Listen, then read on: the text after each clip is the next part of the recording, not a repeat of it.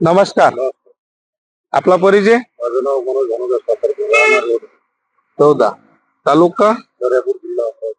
Mobile number 9503 64 85 68.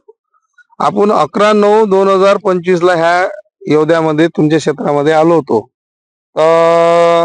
त्यावेळेस हे पराठीचं जो पोझिशन होती हे पूर्णपणे लालसर, थोडस हे दाखव रे बाबा, हे लालसरपणा पूर्णपणे पराठीमध्ये आलेला होता.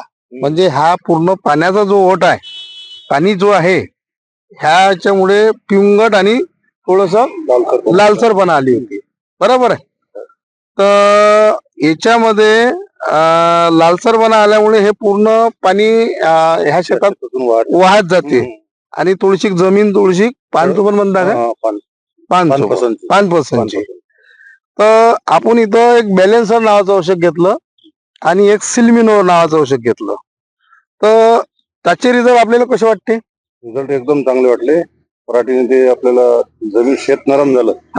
जमीन झाडाखालची जी माती आहे ती भुसभुशीत झाली आणि पत्त्यावरचा जो लालसरपणा होता तो कमी झाला. म्हणजे जो सिल्मिनो आणि बॅलेन्सर, म्हणजे सगळ्यात मोठं कसं आहे का तुमच्या दर्यापूर मध्ये शेतातलं पाणी घेतलं जाते, त्याच्यामध्ये माती असते.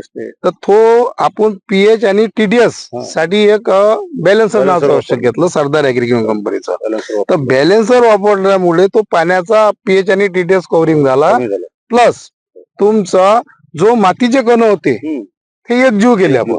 बरोबर आहे. नंतर सिल्मिनो जे औषध आहे हे अमोनिया ऍसिड प्लस सिलिका असल्यामुळे त्याच्यामध्ये जो झाडामध्ये गिरनेस बना, जो ट्रस्ट होता त्याच्यामध्ये, तो कव्हरिंग आला. आता याच्यामध्ये जो चुगर आहे हे टोटली नवीन निघाली, नाही तर हे सगळी कमजोर झाली असती. आता हा जो प्रकार आहे,